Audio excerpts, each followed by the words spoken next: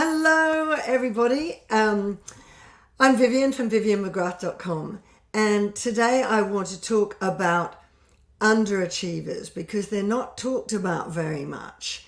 But first, hands up, who is an overachiever? Me. I'm going to start with overachievers because you'll be really surprised to know that overachieving and underachieving come from the same issue. They stem from the same problem. So I will get to underachievers, which is the point of my video, in a moment. But hands up, who is an overachiever? Me. I spent most of my life absolutely being that overachiever. You know, I would always set these lofty goals, and usually ones that would slightly scare me. And then I'd be driven to achieve those goals no matter what. And then once I did, I'd get bored and I'd need to set another goal that was impossible that I'd go on to achieve. I've actually reinvented my professional career 4 times over and been very successful every time. But nothing I ever achieved ever felt good enough. You know, I'm doing the career, the job I'm doing now that I really do feel I'm born to do, and I do know I'm very good at it. So I don't have any imposter syndrome there. And that is my work, helping women to recover from toxic relationships and never settle for less than they deserve ever again. But before that, I had a really highly successful career in television and in many different forms. And nothing I ever felt good enough. I absolutely had that imposter syndrome. And I was always trying to prove, I don't know, whatever it was I was trying to prove. I guess that I wasn't a failure. And I know that many other people feel that way. You know, who doesn't have that imposter syndrome, really? If you ask anyone, I think you'll find most people do. And that's talked about a lot, but what is not talked about much is the underachievers. For example, you're a smart, well-educated, well-brought-up woman, and just self-sabotage every chance you've got of happiness and success. And from the outside looking in, it doesn't make sense, because that person seems to absolutely have it all.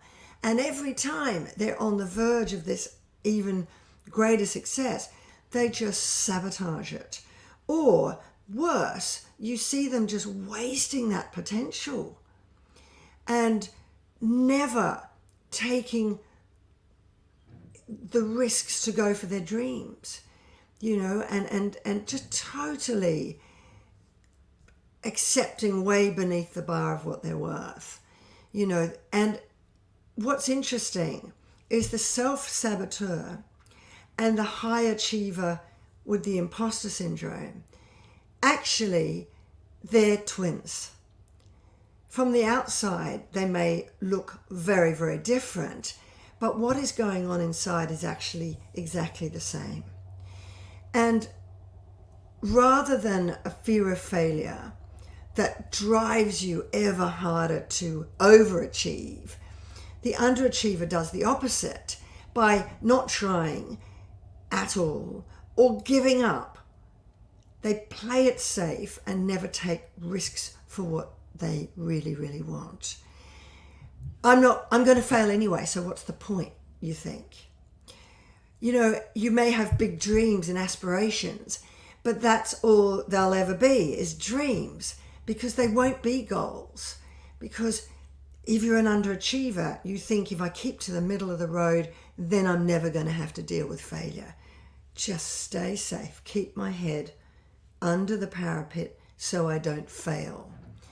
And so many women come to me completely devastated because they know they're doing this and they see the waste of their talent, their degrees, and all the years that they've spent wasting. I had one say, I'm so unfulfilled. I've got so much I want to do. I've got I want to find my calling. Why do I keep sabotaging it? And another had dreams of being a singer-songwriter, but she just accepted working in a shop for years. Nothing wrong with working in a shop at all, if that's what you really love and want to do. But it wasn't what this woman wanted to do. She had these creative aspirations, but she just never would take the risk in case she'd fail. And what really makes me so sad when I speak to these women is I hear so much regret in their voice. And what you might be surprised to learn is that the overachievers and the underachievers, they have one thing in common, which is very often they come from a narcissistic or controlling mother, or possibly emotionally immature parents. You know, there's some form of a controlling or narcissistic parent. And quite often you'll even see siblings of the same family where some of them are the high achievers who keep pushing hard to achieve but never feel good enough. And others are the saboteurs, the underachievers who just keep sabotaging any chance of that success and happiness. And what happens is this, that those who take the overachieving road are spending their lives living up to mum's impossible expectations. And as a result, because they're impossible expectations, nothing they ever achieve, they ever feel lives up to that or is good enough. And those who go the other route, the underachieving path, are in a way rebelling against that narcissistic or controlling mother or parent. You know, always pressured to live up to such high standards that can never be met. They take out their frustration and unresolved anger out on themselves. That's why they become self-saboteurs. And the underlying message that they're trying to send to that parent is, you see, I'm never going to be who you expect me to be. It's a revolt as they unwittingly cut their nose off to spite their face and sabotage their own efforts to ever be something. It's really a defense mechanism, but it's very, very destructive. It's a way of coping with unresolved unhappiness and insecurity and emptiness, but it's a destructive way that's never going to lead you to happiness and fulfillment, if that makes sense. Does this sound familiar to you? Have you ever thought, if I don't try, then I won't fail? Or I'll never amount to anything, so what's the point? But, you know, this becomes a really vicious cycle of unresolved anger and frustration. And the more you fail because you're sabotaging your chances of success, the more you feel unworthy. It just reinforces those feelings of worthlessness that leaves you really lonely and empty. And what can happen is depression can set in. Quite often in underachievers, you'll see addictions, addictive behaviors, because they're trying to self-medicate that inadequacy that they feel. It really is a very, very destructive cycle. And what I want to say is this, self-sabotaging, if this is you, this self-sabotaging, underachieving behavior, it's not a lack of talent or intelligence or skill. Quite the opposite. I see many women who have all of that in spades and multiple degrees, and they are doing that same behavior and they're frustrated by it. What it is it's an internal struggle within you. It's an internal battle.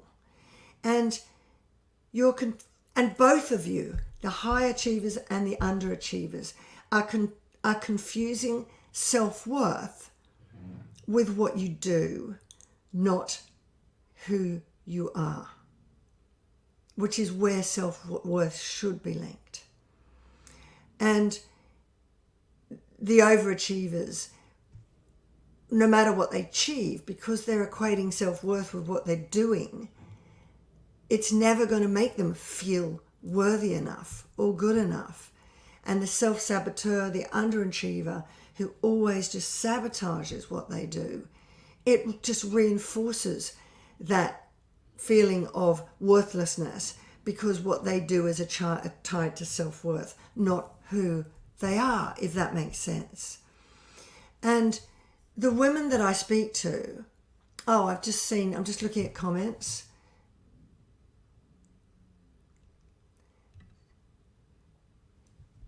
Yep, that's me. I was always focused on own partnerships, on the other person. Yeah, well, that is a way of self-sabotaging for sure. You focus everything on somebody else and not yourself. And what I find is that the underachievers who come to me, I know that they're going to be very hard to help unless they are at that point where they realize that they are self-sabotaging. They realize that they are playing a role in this. Because if you don't, then chances are, if someone is there saying, I can help you, let's break this cycle, you're going to be so consumed with that, I'm going to fail anyway, so what's the point? So the women who come to me, who are those underachievers, who I know are absolutely ready to take another path, not the high achieving path, because that's the polar opposite twin. And that both comes from the same place of I'm not good enough. But take the middle road, which is the one where your self-worth is connected to who you are, not what you do. And really go on to put the work in to change your life. I know when they are ready, because they say to me, I am better than this. I deserve more than this. The woman who the other day said to me, I know I have a calling. There's so many things I want to do. I want to stop sabotaging and getting in my own way. I'm ready to heal that. So the bottom line is only you can choose. And it is a choice that you are worthy of happiness and success, and that you are ready to take steps to find the right support to heal those childhood wounds, because that is where this comes from. But the choice is yours. It has to come from you. The only women I can help are the ones who have made that choice that they cannot live another day like this. And only when they're at that point are they ready to let me in and know that if they put in the work, and I'm confident that I can help them and we're the right fit, then they are not going to fail, because I'm not going to let anyone who puts their trust in me fail. So I hope that's helped understand the difference between the overachievers and the underachievers, and how they actually come from the same place. So if you are at that point where you absolutely realize that this behavior is getting in your own way, and what if it's possible that that is the only thing that's stopping you from going on to create that really successful, fulfilled, happy life that you're looking for, if that's the only thing stopping you, would you be prepared to let it go and reach out for help? If you are, then let me know in the comments below. If you're in my Facebook group, Love Me and Choose the Life You Want, then PM me, drop me a direct message. And otherwise, let me know in the comments below. If you want to get my daily newsletter with emails with all content like this that I do in these videos, and updates for any of my latest free giveaways or webinars or whatever, then sign up at vivianmcgrath.com. Bye for now, and have a fantastic day wherever you are.